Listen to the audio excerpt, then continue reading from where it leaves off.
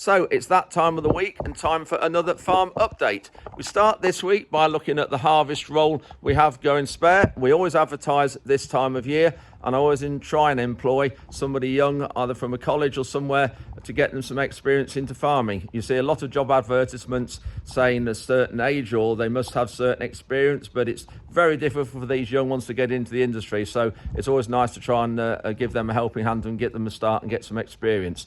And Tom, Ruben and myself, we visited Chafer sprayers and to have a look at that machine and see it being built, and we drove it as well. Our Howsam sprayer is 9 years old this coming October, and we are looking to change it sometime within the next year or so.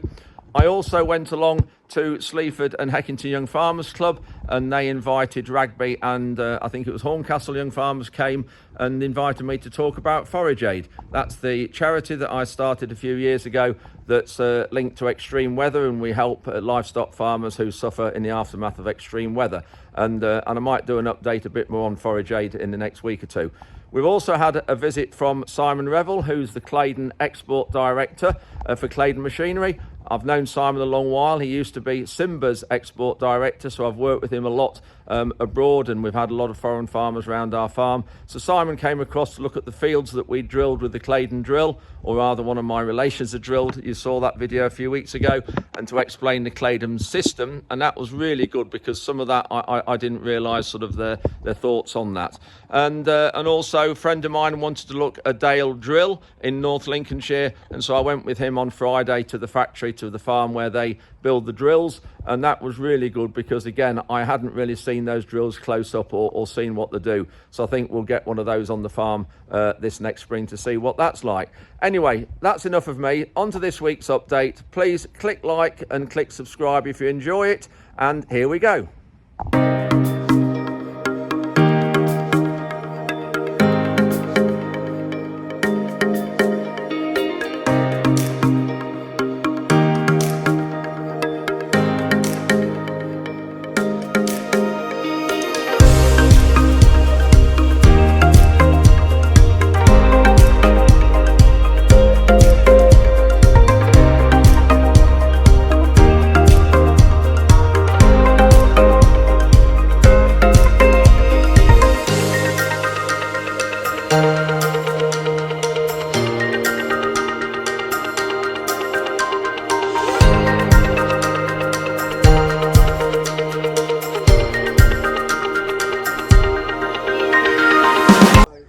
So we've just come to Chafer sprayers near Gainsborough in Lincolnshire. We're just wondering about changing our sprayer for the next year. Our Howsam's 8 years old at the minute, so we're going to have a look at a few different makes, and we're just having a look around this machine. Always nice to keep local if we can. So Ruben and Tom are just getting the lowdown on aspects of it. A lot of the panels are aluminium, so they won't rust.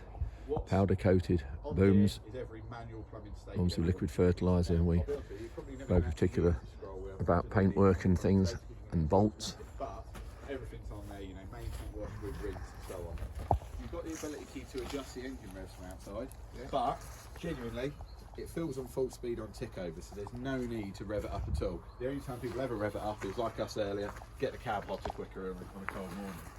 So E-dilute and E-clean, E-fill. So you go in here every time, you choose which tank you want to fill, because we can fill our clean water tank through the pump. Right. Now a lot of people are nervous of that, so you can fill it on a hose, but when you operate that on this, it actually puts between 50 and 100 litres into the main tank to wash the pump out before it starts filling the clean water tank. So what that means is it fills the clean water tank in under a minute, where you just can't get enough cans in. Just hit the pause button. That shuts off that flow of liquid, but the induction upper keeps going at the same rate. The other option we have is to be able to suck from a port on the machine in that state from an IBC. Okay. So for instance, you connect an IBC up, you hit it on pause, you want to put 200 litres across, rather than having to bucket it or whatever, you literally wait for that to go up 200 litres, shut it off, you're away again. Okay. So that's all available. You get this in IBC? We're on about in our settings, because some people have got different size pipes. But for instance, 200 litres before, it starts slowing the filling speed down. It keeps the pump going the same. What it does is basically throttle the filling valve back to wherever you want it. Because they're adjustable valves, they can be anywhere from fully open, fully shut. So it slows that down. So for two reasons. One, obviously it stops it sloshing around in the tank, so it means it shuts off, bang on.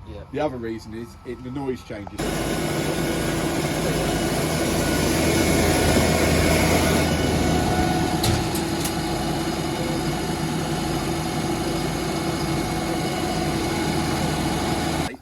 Which has actually got wet brakes in it as well, so there's a brake pedal with proper wet brakes, which you'll never ever use. I'll get onto that in a second. But behind there is a fully variable displacement wheel motor, which actually has no load on it whatsoever. That wheel motor is held on with 2 bolts, and you can take that off without ever taking the wheel off.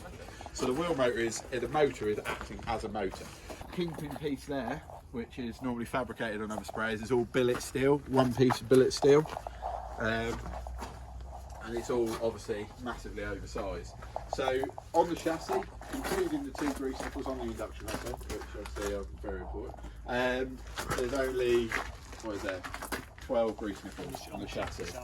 2 hydraulic rams, a pipe link in them, and an adjustable restrictor. So if the boom needs to go one way, the oil has to go through this restrictor. So the airbags aren't the same as the suspension airbags? Airbags there, and then there's airbags under here. About that big. Right, I can't quite. There's one that you can just see it up there. We're going to get it unfolded. Oh, I see, just under the, yeah. I'll get it unfolded. Now, this is a smaller boom, but the bigger boom's exactly the same. So, a bit like we said about the only change of the tank. So what size is this, 30? This is 30. Yeah. But the 36mm back frame is slightly different covers. We can show you one down there. But it's airbagged in there. But just looking at... Ride exactly the same today as they will in 10,000 hours. But just looking at the suspension, obviously you've got airbags there for the chassis and machine suspension, coupled with the airbags up there. Your boom ride then should be good. Yes. What's your boom controlling system? So it's NORAC. So the clean water tanks. Oh, it's in. I see. You see the weld seam up there. It makes no difference to the ride. So in there is the 500 litres. 500 litre clean water tank in there. So the great thing with that is it doesn't make any difference to the ride of the machine whether it's full or empty. Yeah. And then behind this guard, let's say you've got storage box. Yeah. Yeah, nice smooth underbelly as well for spraying rape and other crops. About 1.1.2 metres clearance. You say the cab is a New Holland forage harvester cab. Yeah, yeah. And storage box.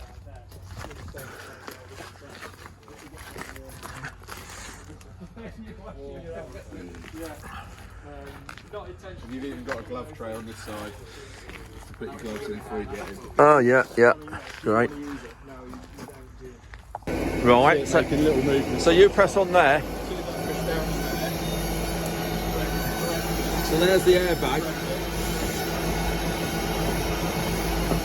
How many other manufacturers have airbags on the boom? None that we know of in this way, controlled as it is. Yeah, interesting. Works really well. So Ruben's now got in the cabin having a go with it.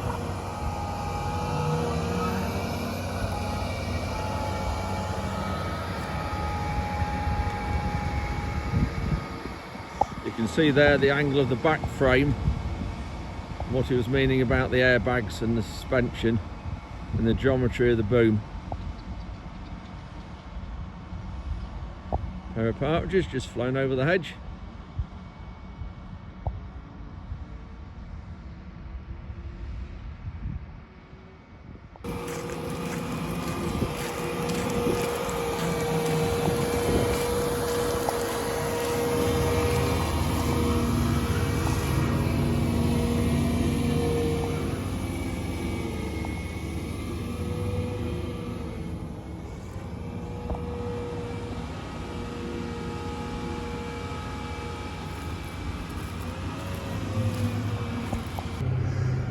Nice cab inside, New Holland layout. Top con screen at the minute, but you can have any make of system that you need. That mirrors the control outside. And really noticeable is the stunt turning circle.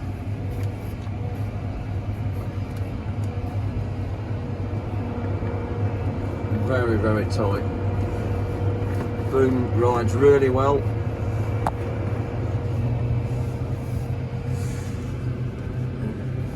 Push Just lever forward a bit.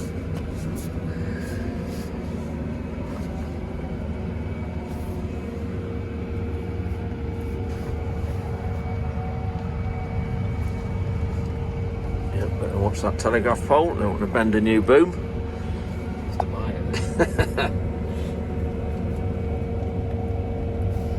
Must admit, impressive sprayer.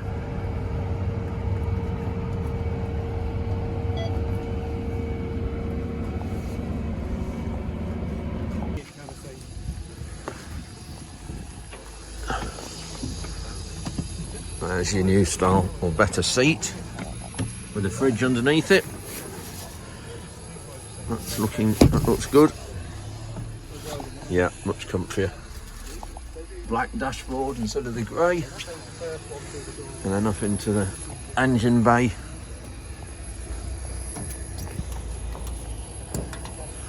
Take those and that. And there's your engine. Really good for servicing. Deutz, 240 horsepower engine. So this is the machine without the spray pack on the back. They're tested, road tested to make sure everything's working before they put the sprayer on. This is one of the engines. Quality is fantastic. You just see areas like this, sharp areas that would normally be where paint starts to flake. All these are rounded off, and the depth and the thickness of the paint is brilliant. Really, really good quality. And here's a chassis without the engine on and the cab on. And again, build quality, you can just see very good welds.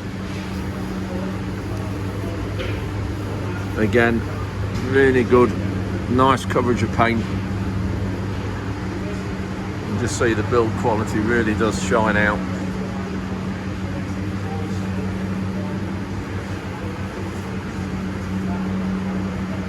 Yeah, certainly an impressive machine.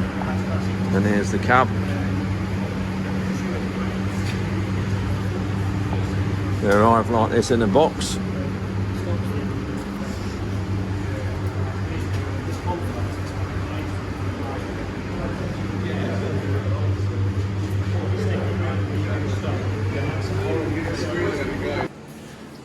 Here's the spray pack being assembled.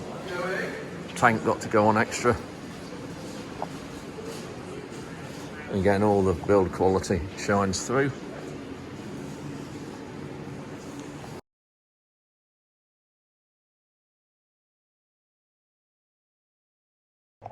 Just getting ready to present Forage Aid to young farmers clubs, and we've got a bit of repairs needed in focusing the camera. Health and safety, of course. People on the bottom holding it. Is it any? What's that like? Yeah, that's better. Yeah, that'll do. That's better. Because of all that. Now remember, water. I said about rain. We get 620 millimetres a year here. A year. This area here, we're getting 300 to 400 millimetres a day. So this is why Cumbria flooded like it did. Massive, massive amounts of water. Over the whole number of years since we've been going, we've helped 137 farmers in total.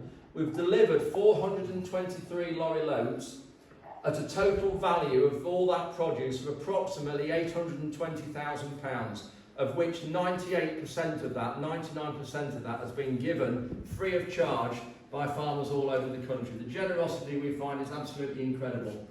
We also source grazing, as I mentioned. So if a farmer has been flooded, he's still got his flock of sheep, he needs to move those sheep to another area, we'll find grazing a few miles away, and we'll be the link and match the farmer to who's got the sheep to the farmer who's got the grazing. And then, as you see, we've also moved damaged bales. So we're starting to do more than just provide relief for straw here that goes to a club. This trophy, if you like, goes to the club who has either raised the most money in the year for Forage Aid, or as a group of trustees we decide that that club has helped Forage Aid the most. So if we happen to have a weather event, and you heard me say at the start that we have young farmers clubs helping us and will help us drive machinery and help us manage logistics in a weather affected area. So if we deem that that club has given us a lot of support and help, then that trophy is available to every young farmers club in the country, and it's quite a sizable trophy. It stands about that tall.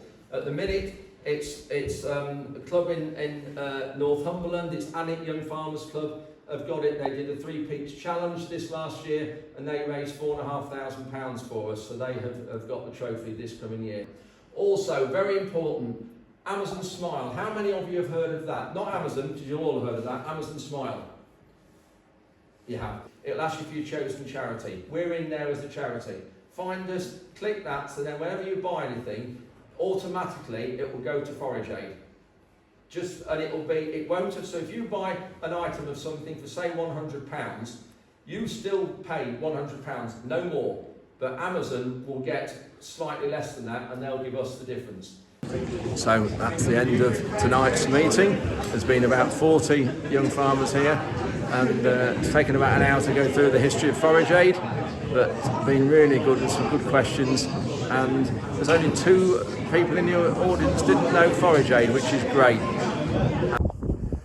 I'm out in the fields that we've drilled with the Claydon drill, October the 26th. We had one of my relations come with his Claydon 3 metre, and I've got Simon Revel here. And Simon, what's your title? Export Sales Manager. So Simon I've known a long while. Simon and I did a lot of work for Simba. We used to do a lot of foreign visits over here, used to bring foreign guys over here. So Simon and I have known each other a long while. We were just talking, Simon, about the straw rake. Just go through in a minute the benefits of the straw rake, if you would, please. Yeah, we'll do. Okay, so just quickly, the straw rake was developed as part of the optical system, and Jeff Claydon developed this over a number of years, realising that he wanted to be able to control the crop residue and also to spread it, but without working the soil deep. So when we straw harrow, it's a very fast operation, very fuel efficient, and we're only working the soil probably down 2 or 3 centimetres, no more. That's done maybe once or twice at a slight angle to the harvesting. If you get a flush of grass weeds or volunteers or broadleaves, then we would use it again to take those out. So we could straw harrow up to 4 times. Because obviously, you know, we got the 7.5 metre one of your rakes in the summer, and we were saying that we don't really see or know whether we've actually had a benefit from it. That's a common complaint. When people try the straw harrow to start with, they look at it and think, well, what have we done? The whole idea with it is that we want to encourage as much of the rubbish to grow, or the volunteers and the grass weeds or broadleaf weeds, and if we don't let it get too tall, you know, the leaf stages, etc., we would probably run every 7 to 10 days, and it takes that out. It also disrupts the slug population if you are prone for slugs, not necessarily killing the slugs, but certainly exposing the slug eggs to the UV. So obviously the fuel usage with the rake and everything, you think that is more than beneficial to the job it does? Just an example, we have a 15 metre on the home farm down in Suffolk on heavy land with a 300 horsepower tractor, and we're using about, on average, between 1.7 and 1.8 litres of diesel per hectare with a 300 horsepower tractor, 15 metre, running at between 22 and 25 kilometres an hour. So it's a very fast, quick operation, and it's actually, we've worked it out that 4 passes with that is less expensive than a robust pass with glyphosate with a 36 metre sprayer. Right, let's have a look at the crop. Yeah.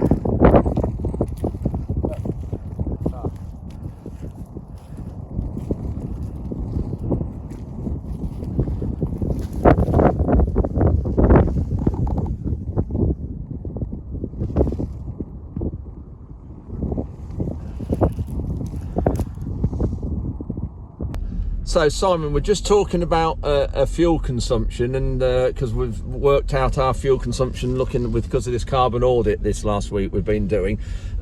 Just go through again what you're saying about the fuel consumption you have with the raking and on the Claydon system. Right, okay, so the Claydon system on the home farm, we have 360 hectares on Hanslope Serious Clay, heavy land down in West Suffolk. What we have is one 300 horsepower tractor that's getting long in the tooth now. We have a 15 metre straw harrow that's trailed, and we have a 6 metre drill. So if we straw harrow 4 times, which is fairly normal. That's normal, is it? That's fairly normal, between 2 and 4 times. Right. particularly depending on how quick the rubbish grows, Yeah. and what the situation is. And we, like most farms on the heavy land, we do have some black grass which is resistant. Yeah. So 4 passes with that, plus a T6C trailed 6-metre drill that's drilling direct. Yeah. We would use on average between 14 to 16 litres per hectare crop established. So from combine goes out the field, 4 straw harrow passes, 1 T6C pass with the same tractor, and we'd use between 14 and 16 litres per hectare.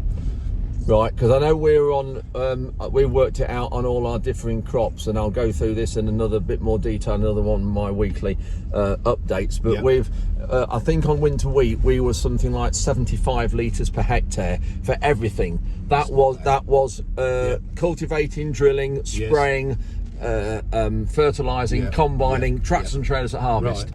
So now in the light field that were drilled the same day, straw rake I think once, and then the 3-metre Claydon drill. But yes, Simon, what were you just pointing out Well, here? just looking here, look at the worm casts here, look. Here. Yeah, Where's the straw gone? yeah. All right, and that's the one thing you'll find. Hello, Frankie. Hello, Frankie. Is that the worm population will increase at the same time as all the soil biota.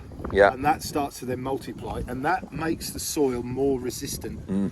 more better coping with dry periods, Yeah. which we've found not just here but in other countries, and also with these wetter, really heavy rainfall events. yeah. The other thing that we've got is a reduction in soil erosion, because the soil is more stable, it can absorb more water, okay, and it can hold it and keep it and then let it permeate down through the soil gradually rather than running off. But you can see straight away here the soil's a lot easier, Yes, isn't it? Kinder, absolutely. lighter, The other but thing I'd looking point good out, down there. if we can, Yeah. if the video's still running, is Yeah. the headland. Yeah. You look at the headland, how consistent the headlands are, just the same as you walk across as the main part of the field, and that's due to the lead-in time. Oh right, yeah. Yeah, because we're actually taking out any shallow compaction and making Yeah. the right environment for the rooting, Yeah. and you can see how well it looks. And the same with that one. Yeah, absolutely, 100%. And So even in there's the one. gateway here, where all the traffic would have gone through, Yeah. the crop is very consistent. Yeah. But it walks very well, but Yes, yeah, well, for the lighter land, Yeah, you'd expect. yeah, yeah. The worm activity here, it'd be good to come back and do a worm count, yeah. because I think you'd be surprised. But no, looking good. Yeah, brilliant.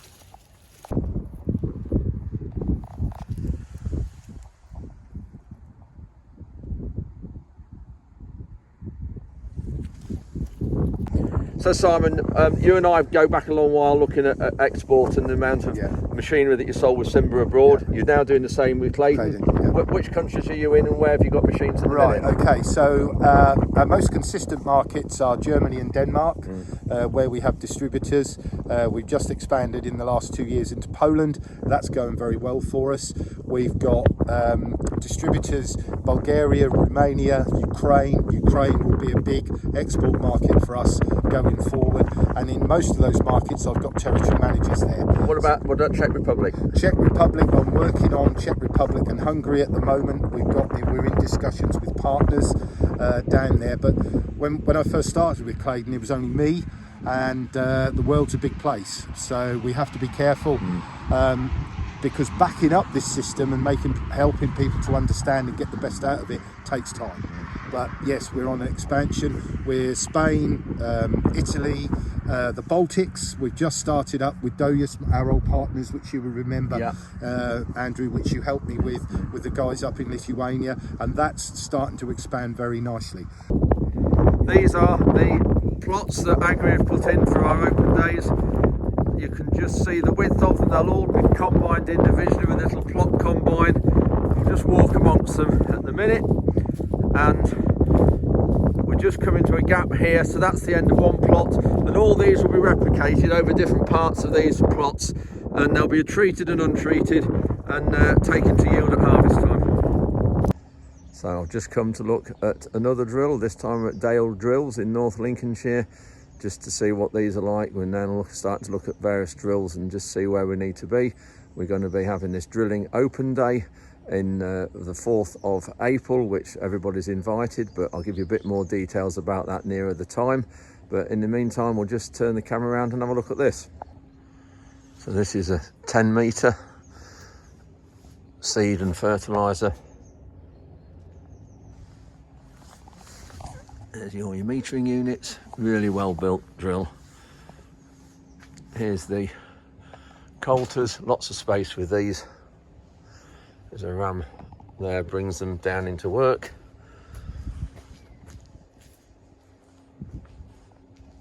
We'll have a look at one in the shed and go through a bit more detail how the tines operate. But yeah,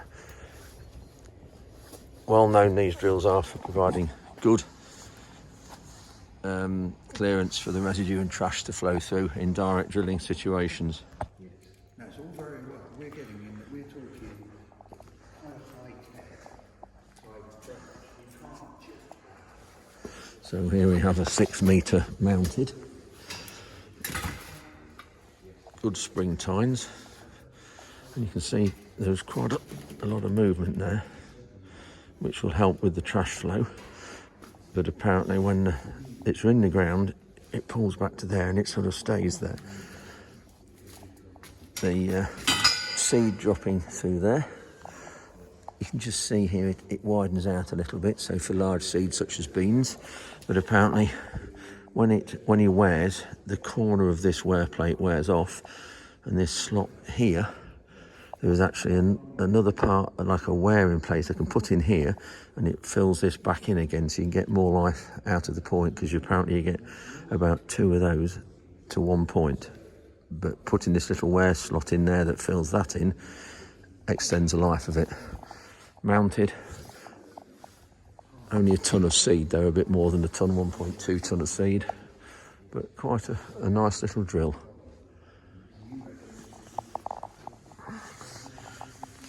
Not so much clearance as the drill we've just seen, but still quite a bit.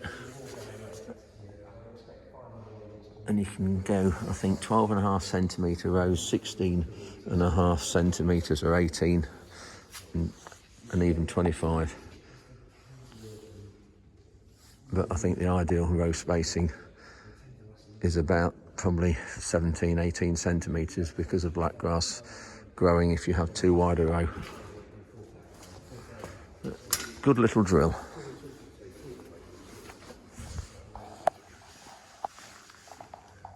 I mean, a 6 metre is plenty. You can alter the depth of the drilling by the shims here.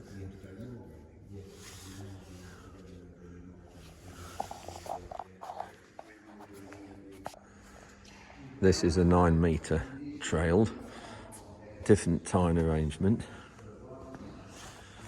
but it's on 12.5 centimetre rows. Lots of clearance through for the residue and trash to straw to go through.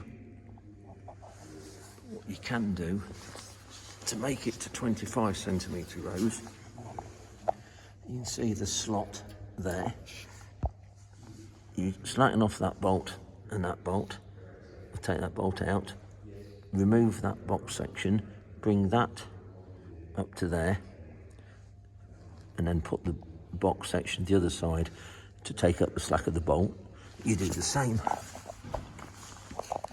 on that one, and then you can put fertiliser down the first point there, seed down there.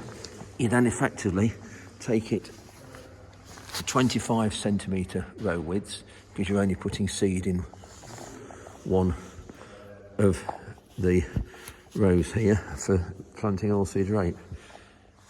So quite a good system. And then put it back to this row width for drilling cereals or beans or anything else you want to do. So you can vary the row width with one drill with this machine. So quite ingenious way. Lots of height in the frame for residue to go through.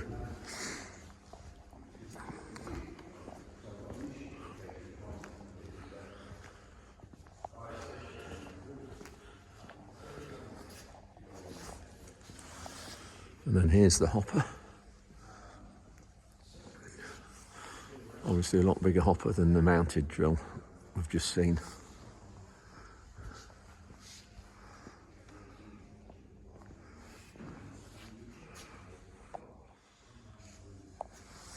well-made drill, looking at it. So I think we'll get one of these here on our drilling day that we're having on the farm early April. Anybody's invited, just let me know. I'll give you the details of that a bit nearer the time.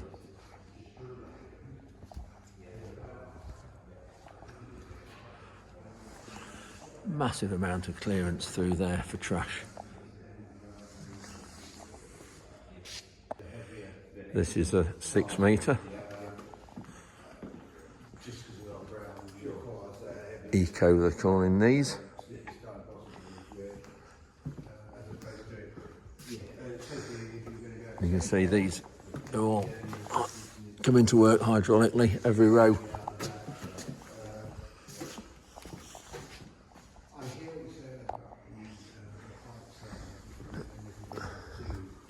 Yeah, impressive drill. So that's it for this week. Hope you've enjoyed it. Click like if you did and subscribe. And as ever, I'll endeavour to answer any questions you have. And please put in the comments any suggestions you have for future videos. Anyway, until next week, thanks very much for watching. Cheerio.